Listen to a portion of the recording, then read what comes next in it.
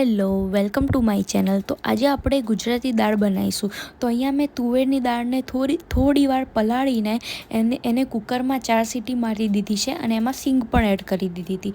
હવે આપણે દાળમાં 3 કપ જેટલું પાણી ઉમેરીને એને વલોણીથી વલોવી દઈશું. અહીંયા આપણે વલોણીની જગ્યાએ ગ્રાઇન્ડરનો પણ યુઝ કરી શકીએ છીએ.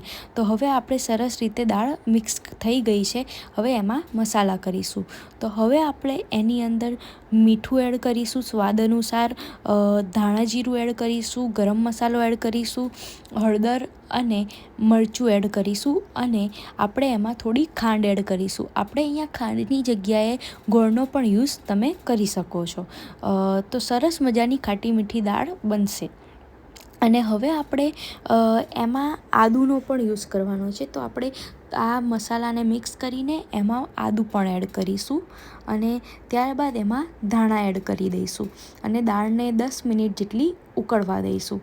હવે આ દાળ ઉકળે છે ત્યાં સુધી આપણે એમાં લાલ ટામેટાં પણ એડ કરી દીધા છે અને હવે આપણે એનો વઘાર કરીશું. તો વઘારમાં રાઈ, હિંગ, લીમડો, મેથીના દાણા અને લાલ મરચું મેં એડ કરી દીધું છે અને એ આપણે દાળમાં વઘારને રેડી દીધો છે.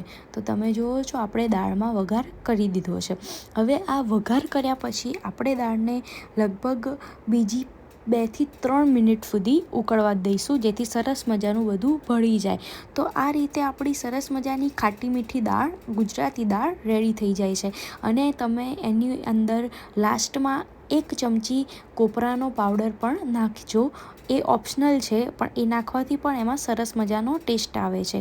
તો અહીંયા આપણી દાળ રેડી છે. તો આવી જ સરસ મજાની રેસીપી જોવા માટે મારી ચેનલ પર બન્યા રહો અને મારી ચેનલને લાઈક કરો, શેર કરો અને સબસ્ક્રાઈબ કરો. Thank you.